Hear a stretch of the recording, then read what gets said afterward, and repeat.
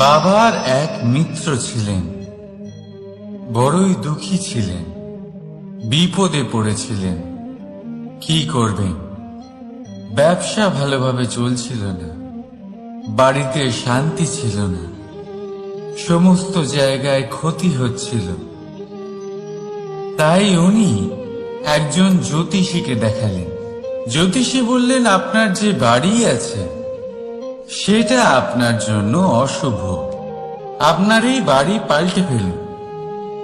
উনি বাড়ি পাল্টে ফেললেন, তবুও ওনার সমস্যার সমাধান হলো না। তারপর একজন জ্ঞানী ব্যক্তি ওনাকে বললেন যে আপনার জামা কাপড়ের যে রং সেটা বিপদকে আমন্ত্রণ জানাচ্ছে, এই জামা কাপড়গুলিকে পাল্টে ফেলুন। উনি সেগুলো পাল্টে ফেললেন, তাও সমস্যার সমাধান হলো না। আবার একজন জ্ঞানী ব্যক্তি বললেন যে আপনার আশেপাশে যে মানুষজন রয়েছে তারা এটা চায় না যে আপনি সফল হন, তারা আপনার ক্ষতি চায়, তাদের সাথে সমস্ত সম্পর্ক ভেঙে ফেলুন। তো উনি সম্পর্ক ভেঙে ফেললেন, কিন্তু তাতেও ওনার জীবনে কোনো পরিবর্তন এলো না। তার মানে তিনি বাড়ি পাল্টালেন, জামা কাপড় পাল্টালেন, সম্পর্ক পাল্টালেন, যেটা পাল্টালেন না তা হলো স্বভাব। এই যে স্বভাব, এটা অত্যন্ত গুরুত্বপূর্ণ। এই স্বভাবই আপনার ব্যক্তিত্ব তৈরি করে। তাই নিজের স্বভাব শুধরে ফেলুন, তাতে ভালো পরিবর্তন আনুন, সবকিছু ভালোই হবে। রাধা রাধা। এই লক্ষ্য আসলে কি? এই লক্ষ্য তাই যা আমরা পেতে চাই। এই সংসারে সুখী কে হয়? সুখী সেই যে তার লক্ষ্য পেয়ে গেছে। দুঃখী কে হয়? দুঃখী সেই যে তার লক্ষ্য এখনো পায়নি। এবারে প্রশ্ন এখন এটাই যে লক্ষ্য সবাই পেতে চায়, লক্ষ্য পাওয়ার জন্য সবাই প্রাণপণ চেষ্টাও করে, তাহলে সবাই তাদের লক্ষ্যে পৌঁছতে পারে না কেন? ঠিক আছে, কোথাও না কোথাও কিছু না কিছু কমতি থেকেই যায়, যাই বাধা থাক। আজকে আমি আপনাকে একটা উপায় বলবো এই লক্ষ্য পাওয়ার জন্য। একটা কাগজ নিন, তাতে একটা চিহ্ন বানান, সেটাই হবে আপনার লক্ষ্য। এবারে সেই লক্ষ্যে পৌঁছানোর একটা পথ বানান। এবারে এই যাত্রাকে ভিন্ন ভিন্ন ভাগে বিভাজন করে দিন। এবারে এটা হলো আপনার পরিকল্পনা। এবার এই পরিকল্পনা ক্রমানুসারে আপনি পালন করতে থাকুন, এটাই হবে আপনার চেষ্টা। এবার এইভাবে যদি আপনি চেষ্টা করতে থাকেন, যাই আপনার কল্পনা হোক না কেন তা বাস্তব অবশ্যই হবে। তাহলে এই কল্পনাকে বাস্তবে রূপান্তরিত করুন। এইভাবেই নিজের পরিকল্পনা পালন করতে থাকুন। আপনার যাই কল্পনা থাকুক বা যাই লক্ষ্য থাকুক, তা বাস্তবে পরিণত হয়ে আপনার হাতে অবশ্যই আসবে। রাধা রাধা। মোহ। শাস্ত্রে লেখা আছে যে মোহ শুধু সেই ব্যক্তিকেই নয়, বরং সেই আরেক ব্যক্তিকেও বিনাশ করে দেয় যার ওপরে সেই মোহ আছে। এবারে লোকে কি করেন, এই শাস্ত্রে লেখা কথাগুলি শুধু শাব্দিক অর্থে নেন। এই মোহ, দেখুন, এটা শুভ হতে পারে, শুধু এর রূপ ভিন্ন ভিন্ন হয়। এটা ভালো করে বুঝতে হবে। এবারে মোহ যদি কোনো বস্তুর উপরে থাকে তাহলে তা লালসা হয়ে যায়। মোহ কোনো বিশেষ ব্যক্তির উপরে হয়ে গেলে তা প্রেম নয়, আকর্ষণ হয়ে যায়। মোহ কোনো চাহিদার উপরে হয়ে গেলে তা বাসনা হয়ে যায়। মোহ বিজয়ের উপরে হয়ে গেলে তা কুণ্ঠা হয়ে যায়। মোহ নিজের সংস্কৃতির উপরে হলে আপনাকে সংস্কৃতির রক্ষক বানায়। যদি এই মোহ নিজের গুণের উপরে হয় তাহলে সেই শিল্প দ্বারা আপনি এই সংসারে অদ্ভুত সব কাজ করতে পারবেন। এবারে এটা আপনার উপরে নির্ভরশীল যে এই মোহকে আপনি সৃজনের আধার বানাতে চাইবেন নাকি বিনাশের অস্ত্র বানাতে চাইবেন। ভেবে দেখুন, সিদ্ধান্ত আপনার। রাধা রাধা। ক্রোধ। লোকে বলে যে এই ক্রোধ পাপেরই মূল, কিন্তু সত্যি কি এই ক্রোধ পাপের মূল? একটু ভেবে দেখুন, এই ক্রোধ বাস্তবে আসলে কি? এই ক্রোধ একটা অনুভূতি যা আপনার মধ্যে হঠাৎই অসীমিত তেজ সঞ্চালন করে। এবারে আমি আপনাকে কিছু উদাহরণ দিচ্ছি যাতে আপনি বুঝতে পারেন যে ক্রোধ আপনার জন্য ভালো কি না।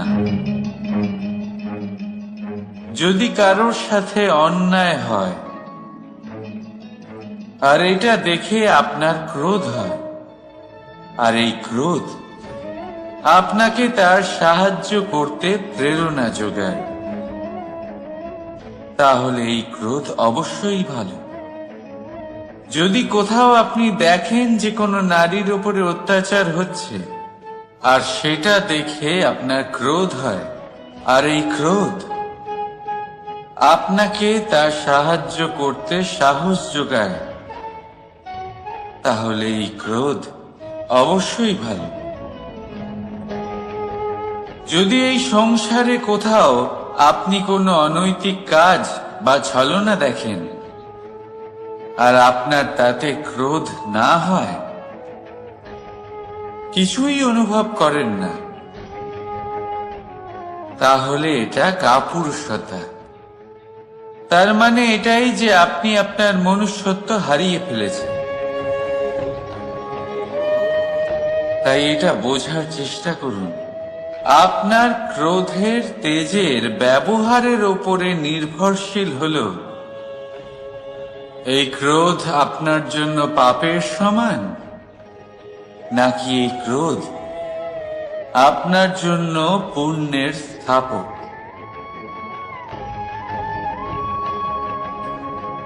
রাধা রাধা। অভিমান, আত্মসম্মান, অহংকার, দেখতে গেলে এই তিনটি শব্দ ভিন্ন ভিন্ন, কিন্তু এর মূল আধার একই, আত্মসম্মান।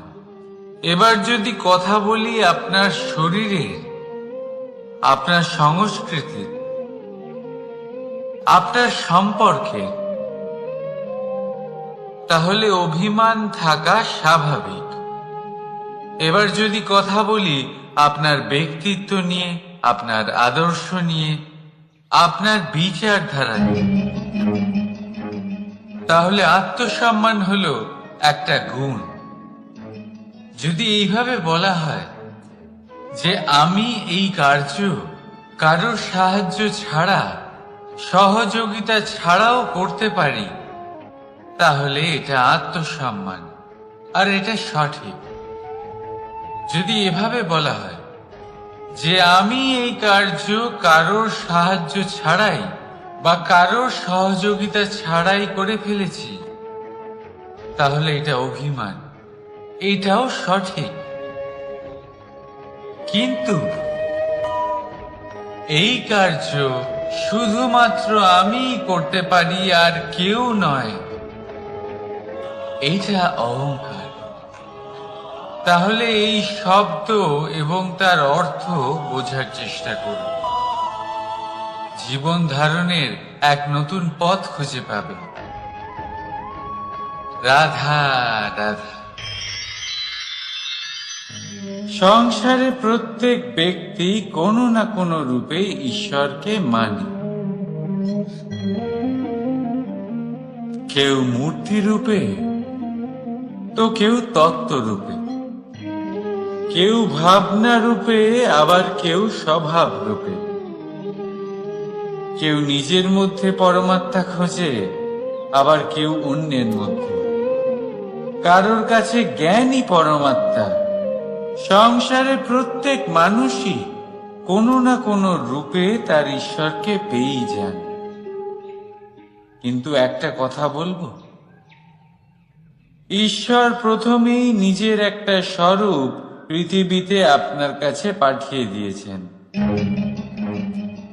সেই স্বরূপ হল আপনার মাতা, আপনার মা। সেই মা যিনি আপনাকে জন্ম দিয়েছেন, আপনাকে বাঁচতে শিখিয়েছেন, আপনাকে সংস্কার দিয়েছেন। যদি আপনি কখনো কোনো অনুচিত পথে অগ্রসর হয়েছেন, তখন তিরস্কার করে আপনাকে সঠিক পথে এনেছেন। যদি আপনি এই সংসারে অসফল হয়েছেন, তখন তার আঁচলের উষ্ণতা দিয়ে আপনাকে আশ্বাস জুগিয়েছেন। সেই সমস্ত কাজ করেন এই মা, যা ঈশ্বরও করেন। সেই জন্য মনে রাখবেন যে এই সংসারে আপনার সবচেয়ে প্রথম ঈশ্বর যদি কেউ থাকে, তাহলে তা আপনার মা। প্রত্যেক প্রতিমাতে ঈশ্বর নাই থাকতে পারে, কিন্তু প্রত্যেক মায়ের মধ্যে ঈশ্বর অবশ্যই থাকে। রাধা রাধা। আপনি নিশ্চয়ই দেখে থাকবেন যে প্রদীপের নিচে অন্ধকার থাকে। যে প্রদীপ সংসারকে আলোকিত করে, সেই প্রদীপের নিচেই অন্ধকার। এবারে অনেক মানুষ আছে যারা এই বিষয়টা এইভাবে দেখে যে ব্যক্তি নিজের সমস্যার সমাধান করতে পারে না, আর গোটা সংসারকে উপদেশ দেয়। কিন্তু এইটা দেখার আরো একটা দৃষ্টিভঙ্গি আছে, আর সেটা হচ্ছে যে স্বয়ং জ্বলে সংসারকে আলোকিত শুধু সেই করতে পারে যা রাধার বড়ই শীতল হয়। এই সংসারের পথপ্রদর্শক সেই হতে পারে, এই সংসারকে দিশা সেই দেখাতে পারে যার মধ্যে সন্তোষ আর ধৈর্য শক্তি আছে। এবারে দেখুন, এটা অত্যন্ত গুরুত্বপূর্ণ বিষয় যে বিবেক তখনই কাজ করে যখন মন শান্ত থাকে, যখন মন শীতল থাকে।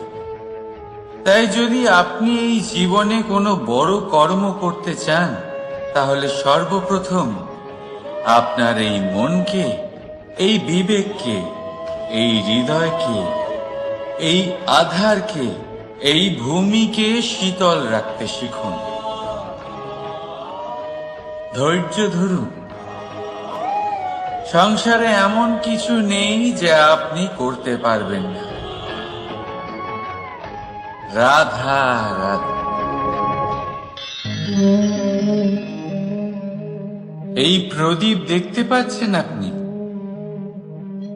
নিজেও জ্বলে আর এই বাতিকেও জ্বালিয়ে রাখে, আর এই সংসারকে প্রদান করে প্রকাশ। অন্ধকারাচ্ছন্ন ব্যক্তিকে প্রদান করে আশার আলো।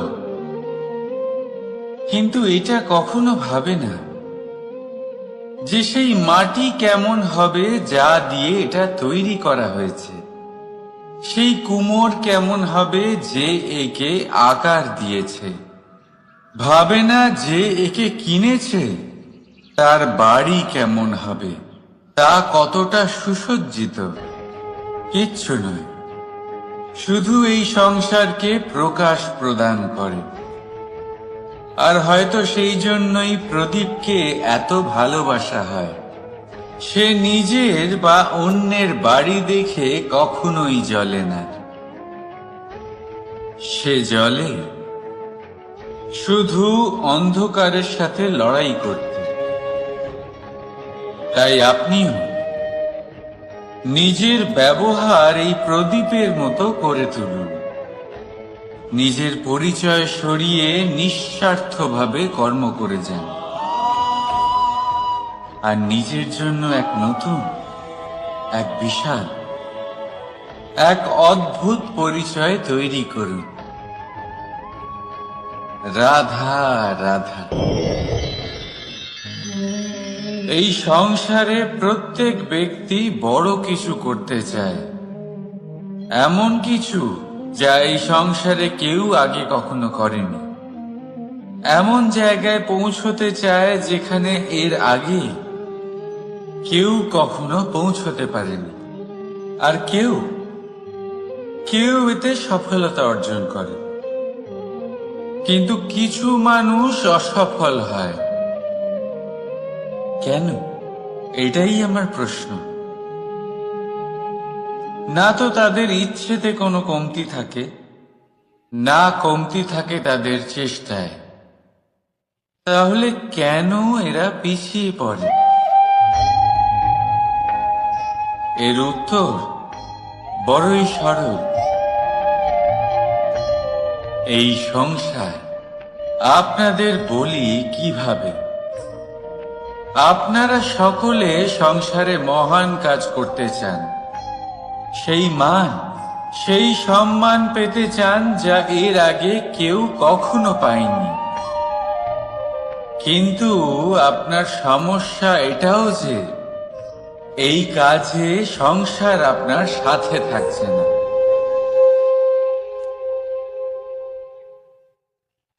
বড়ই অদ্ভুত ব্যাপার। দেখুন, ভুলে যান গোটা সংসারকে, জীবনে একা একা এগিয়ে চলুন।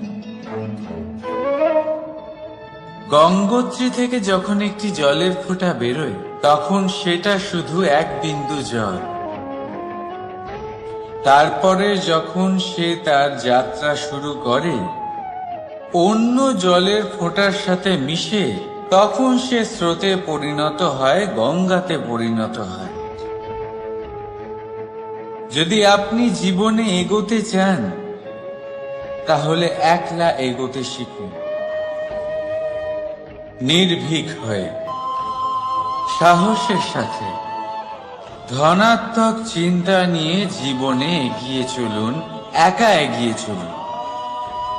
আর দেখবেন সেই মান, সেই সম্মান আপনার জন্যই অপেক্ষা করে আছে। রাধা রাধা। কর্ম। মানুষ সর্বদা কর্ম করতে থাকে, আর এই কর্মের জন্যই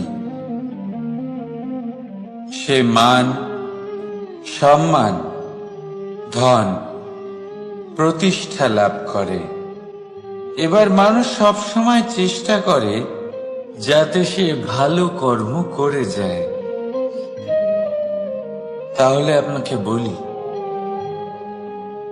শুধু ভালো কর্ম করাই আবশ্যক নয়, তার থেকে বেশি জরুরি হলো এই খারাপ কর্মকে বোঝা আর তার থেকে দূরে থাকা।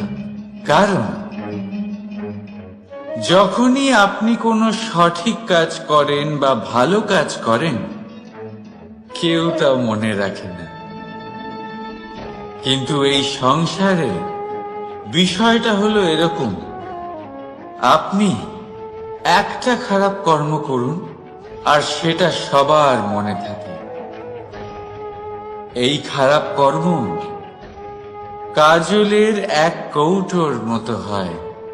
আপনি যতই চেষ্টা করুন বাঁচিয়ে ব্যবহার করার, কিন্তু এই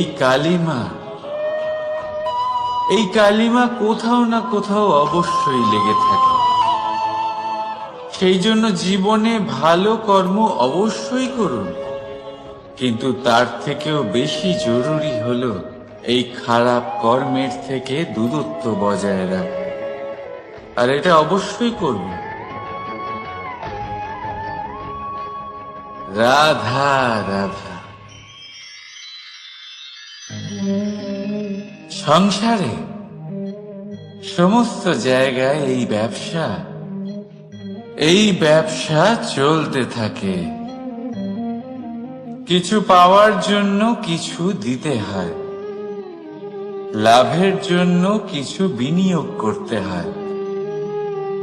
যদি কারোর অনুভূতি জানতে হয়, তাহলে নিজের অনুভূতিকে ব্যয় করতেই হবে। এবার দেখুন না, কারোর আসল চেহারা যদি জানতে হয়, তাকে স্বাধীনতা দিয়ে দেখুন।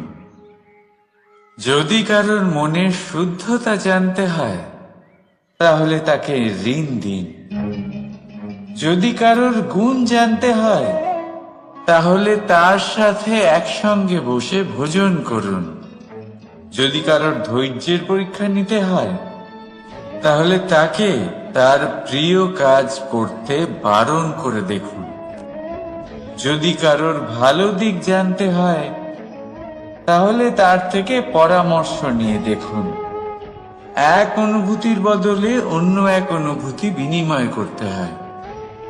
কিন্তু এই সংসারে একটাই এমন অনুভূতি আছে, যেটা দেখার জন্য, যেটা পাওয়ার জন্য আপনাকেও ঠিক সেই অনুভূতিটাই দিতে হবে। আর সেটা হলো প্রেম।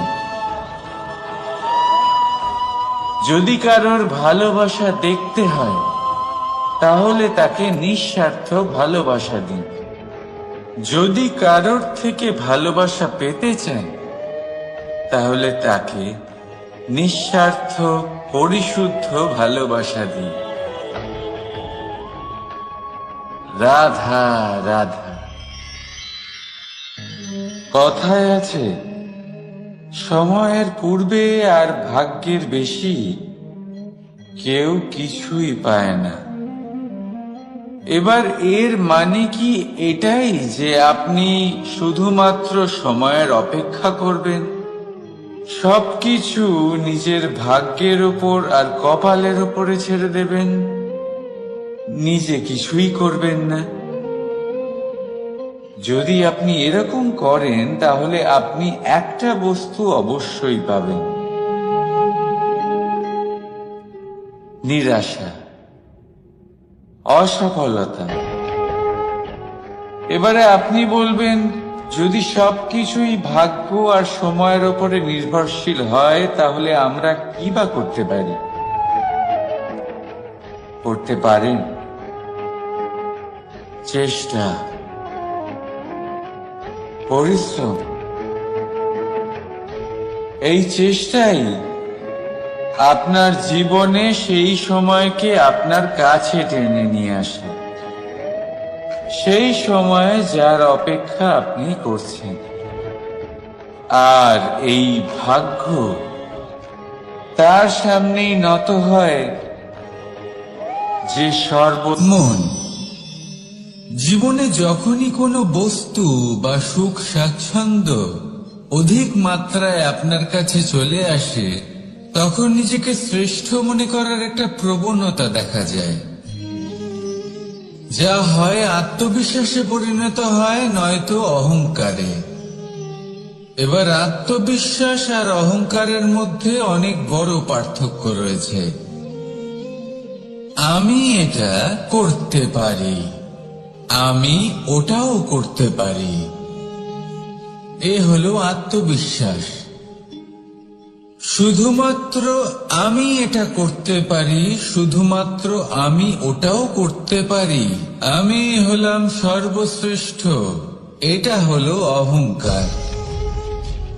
এবার এই অহংকার এর ধ্বনি অনেক দূর প্রবাহিত হয়, আর এর প্রহার সর্বপ্রথম আপনাকে বিপর্যস্ত করে।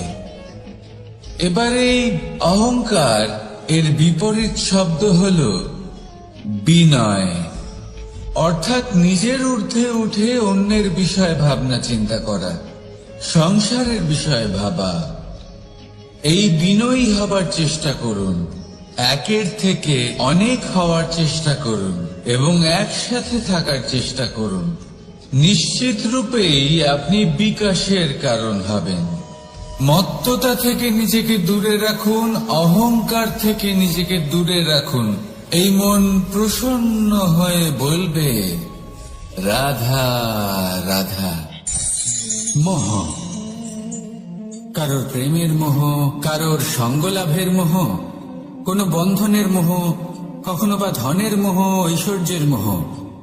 যদি আপনার মধ্যে এই মোহবোধ জাগ্রত হয়, তাহলে আপনার বিনাশ সুনিশ্চিত। যেমন কোনো বিশেষ ব্যক্তির প্রতি যদি আপনার মনে মোহ জাগ্রত হয়ে যায়, তাহলে আপনি চাইবেন সেই ব্যক্তি আমার কাছেই থাকুক, আমার পাশেই থাকুক, শুধুই যেন আমার হয়ে থাকুক। আর শুধু এই কারণেই কোথাও না কোথাও সেই ব্যক্তিকে আপনি তার প্রিয়জনের থেকে দূরে করে দিচ্ছেন।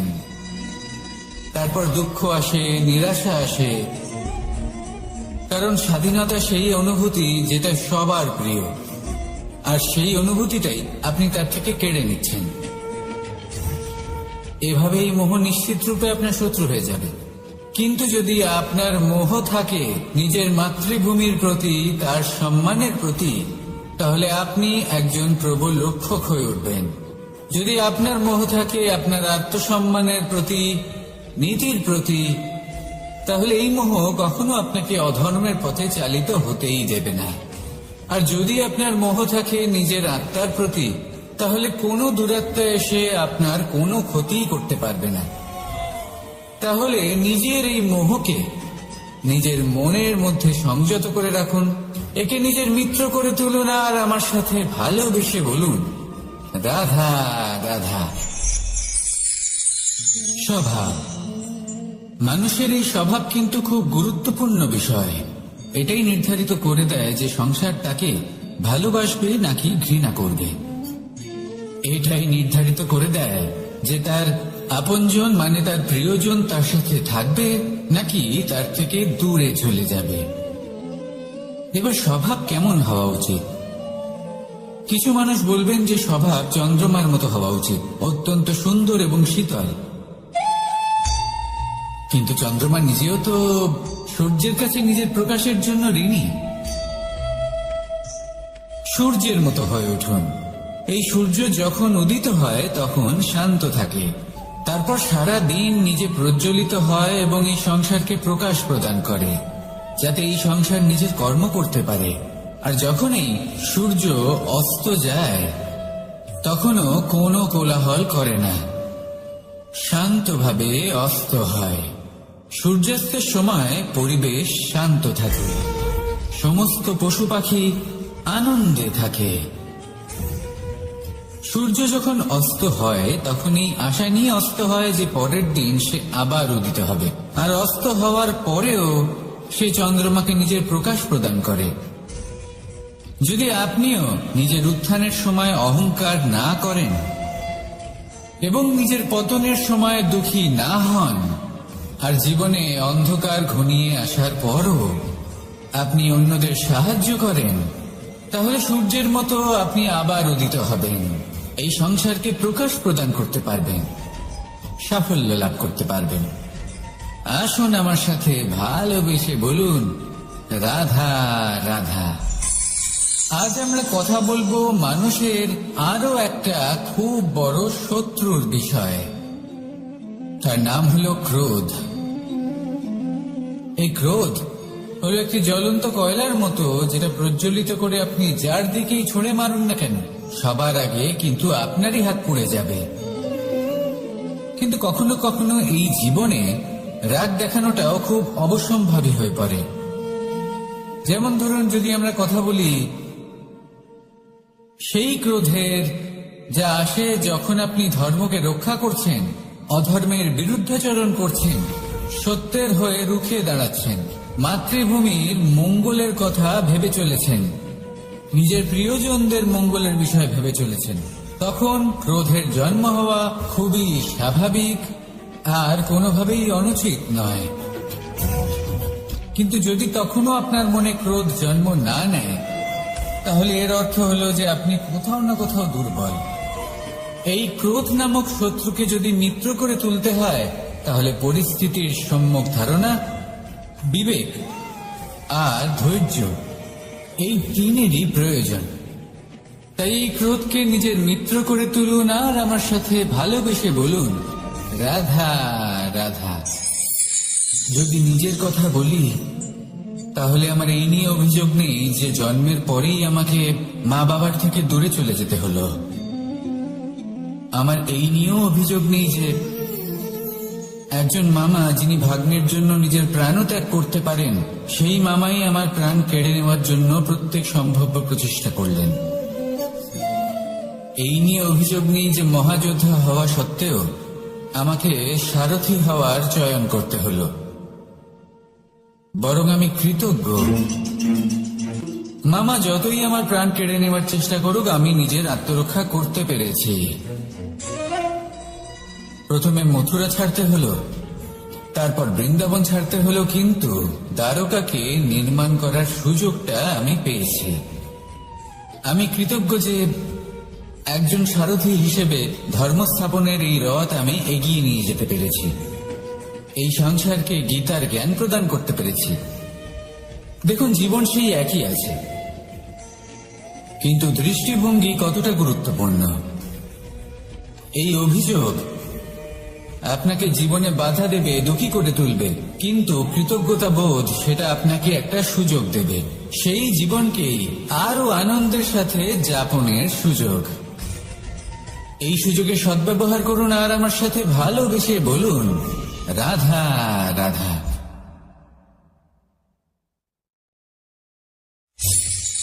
ভয়।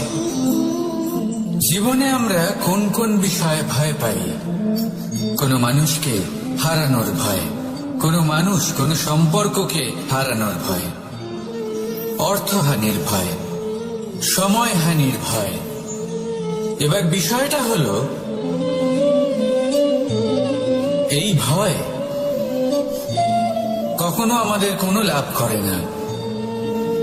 এটা সবসময় আমাদের পিছনে ঠেলে আর নিচু স্তরে নামিয়ে দেয়, কখনোই আমাদের উত্থানের কারণ হয় না। তাই জীবনে যদি কোনো ভয়ের কারণ থাকতেই হয়, তা শুধুই এটা যে মানুষের কথা ভাবতে ভাবতে সম্পর্কগুলিকে হারানোর ভয়, মানুষকে হারানোর ভয়, সবার মন রাখতে রাখতে আপনি যেন নিজেকে, নিজের ভাবনা চিন্তাকে না হারিয়ে ফেলেন। যদি এরকম হয়, যদি সকলের মন রাখতে রাখতে আপনি নিজেই নিজেকে হারিয়ে ফেলেন, নিজের ভাবনা, নিজের লক্ষ্য, নিজের মন্তব্যকে হারিয়ে ফেলেন, তাহলে সংসারে যতই যাই হয়ে যাক না কেন, প্রসন্নতা লাভ করবেন না। তাই রক্ষা তাকেই করুন যে আপনাকে রক্ষা করে, আপনার মানসিকতা, আপনার ব্যক্তিত্ব, আপনার লক্ষ্যকে রক্ষা করে। আর যদি কোনো বিষয় ভীত হতে হয়, তবে আপনি যেন নিজের উদ্দেশ্যের থেকে দূরে না চলে যান। তাহলে আসুন আর আমার সাথে ভালোবেসে বলুন, রাধা রাধা। জীবনের পঞ্চমহাভূতের দ্বিতীয় তত্ত্ব হল মাটি, ভূমি, ধারা, যে ধারণ করে, যে আমাদের সকলকে ধারণ করে, ভালো হোক বা মন্দ, নিজের কর্তব্য পালন করে। আর এটাই শিক্ষা আমাদের জন্য। আমাদেরকেও আমাদের সকল কর্তব্য পালন করতে হবে, তা সে আমাদের নিজেদের প্রতি হোক, আমাদের পরিবারের প্রতি হোক, সমাজের প্রতি হোক বা ঈশ্বরের প্রতি। এই শিক্ষা আমাদের মাটি দিয়ে থাকে। এ আমাদের পদতলে পিষ্ট হয়েও তার বদলে আমাদের বনস্পতি প্রদান করে। অগ্রসর হতে পদক্ষেপ নেওয়ার সময় আমরা পা দিয়েই ধরিত্রীকে পিছনে ঠেলি, কিন্তু এই মাটি আমাদের ঘৃণা করে না। সে আমাদের পরবর্তী পদক্ষেপের জন্য অপেক্ষা করে আর স্বাগত জানায়। আর হয়তো সেই জন্যই এই ধরাকে আমরা ধরিত্রী মাতা বলে থাকি। আর তাই এই পদবী, এই সম্মান, এই ভালোবাসা, এর আকার বা এর ভারের জন্য একে প্রদান করা হয় না, প্রদান করা হয় এর স্বভাবের কারণে।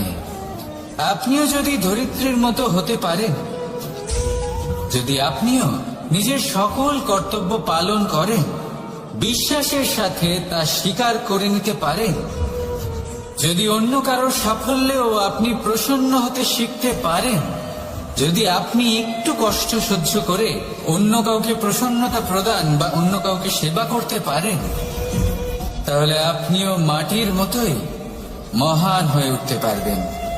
তাহলে আসুন আর আমার সাথে ভালোবেসে বলুন, রাধা রাধা। প্রেম, এই প্রেম যতটাই সরল ঠিক ততটাই জটিল হয়। এই প্রেমের দুই রূপ হয়, সবলতা আর দুর্বলতা। নির্বাচন হলো আপনার। এবার যদি একটা উদাহরণ দিয়ে আপনাকে বোঝাই, তাহলে মাতা পিতাকে দেখুন। মাতা পিতা সন্তানকে কখনো কখনো এত স্নেহ দিয়ে ফেলেন যে তাকে বাইরে কোথাও যেতেই দেন না, আর তার ফলে সন্তান এতটাই দুর্বল হয়ে পড়ে যে এমনও হয় তারা সারা জীবন বাড়িতেই বসে থাকে। এবার যদি এই মাতা পিতাই এই ভালোবাসায় সাহস জুগিয়ে দেন, সেই সন্তানকে বলে দেন যে যাও, এই সংসারকে অনুভব করো, নিজের প্রারব্ধ নিজেই রচনা করো, এই সংসারে সব থেকে শ্রেষ্ঠ হয়ে দেখাও, সব থেকে উঁচুতে উঠে দেখাও, তাহলে সন্তান অবশ্যই এটা করে দেখাতে পারে। এবার আপনি নিজের প্রেমের দ্বারা আপনজনদের দুর্বল করবেন নাকি তাদের সবল করবেন, সিদ্ধান্ত আপনারই। আসুন আর আমার সাথে ভালোবেসে বলুন, রাধা রাধা। জীবনের পঞ্চমহাতত্ত্বের মধ্যে পঞ্চম তত্ত্ব অগ্নি। অগ্নি যা জ্বালাতে সাহায্য করে, কিন্তু তা উত্তাপও প্রদান করে। নিশ্চিত রূপে অগ্নি আমাদের জ্বালিয়ে দিতে পারে, কিন্তু আপনি কি কখনো এটা ভেবে দেখেছেন যে আগুন, তাকে নিজেকে কতটা জ্বলতে হয়, তাকে নিজেকে কতটা তাপ সহ্য করতে হয়। ও নিজে জলে আমাদের উত্তাপ প্রদান করার জন্য, ও নিজে জলে আমাদের ঊর্জা দেবার জন্য, আমাদের আলো দেবার জন্য, অন্ধকারে পথ দেখানোর জন্য, শত্রুর সাথে মোকাবিলা করার জন্য আমাদের সাহায্য করে নিজে জ্বলে। যখন আমরা কোনো দেবতার জন্য যজ্ঞ করি, তখন দেবতার ভোজন গ্রহণ করার নিমিত্ত হয় এই অগ্নি। কত কিছু ওকে সহ্য করতে হয় আমাদের এত কিছু দেবার জন্য। আপনিও আগুনের মতো হয়ে উঠুন, নিজে কষ্ট সহ্য করুন অন্যকে সাহায্য করার জন্য, তাদের জীবন উদ্ধার করার জন্য, নিজের প্রিয়জনের জন্য, নিজের পরিবারের জন্য, নিজের মাতা পিতার জন্য, এই সমাজের জন্য। নিজে কষ্ট সহ্য করুন, প্রকাশের কেন্দ্রবিন্দু হয়ে উঠুন, আর সকলকে পথ প্রদর্শন করুন, সবাইকে পথ দেখান। যেদিন আপনি আগুনের মতো হয়ে উঠবেন, সেই দিন ঠিক যেমন অগ্নিকে পুজো করা হয়, আপনিও সেইভাবে পূজনীয় হয়ে উঠবেন।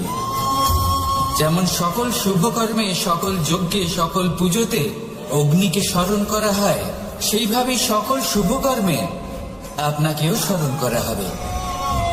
আর যেদিন আপনি এরকম হয়ে উঠবেন, সেই দিন জীবনের বাস্তব মর্ম কি আপনি তা বুঝতে পারবেন। তাহলে আসুন আর আমার সাথে ভালোবেসে বলুন, রাধা রাধা। জীবনের পঞ্চমহাভূতের মধ্যে একটা তত্ত্ব হলো আকাশ। আকাশ যা কিনা নিরাকার, যার কোনো আকার নেই। আকাশ যা হলো অনন্ত। আর আমাদের সবসময় মনে হয় যে এই আকাশ আমাদের সাথে জড়িয়ে রয়েছে। কেন?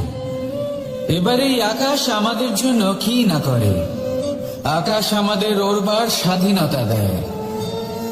আকাশ মেঘকে ধারণ করে যাতে আমাদের তৃষ্ণা মিটতে পারে।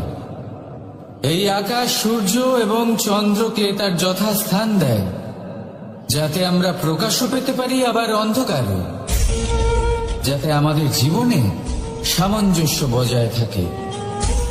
আকাশের থেকে অনেক কিছুই শেখার রয়েছে।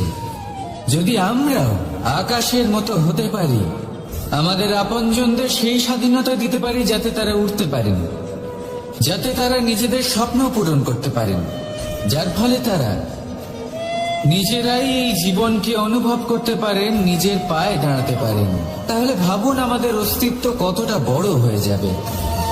যদি আপনি আকাশের মতো হতে পারেন, তাহলে আপনিও আকাশের মতোই অনন্ত হয়ে উঠবেন।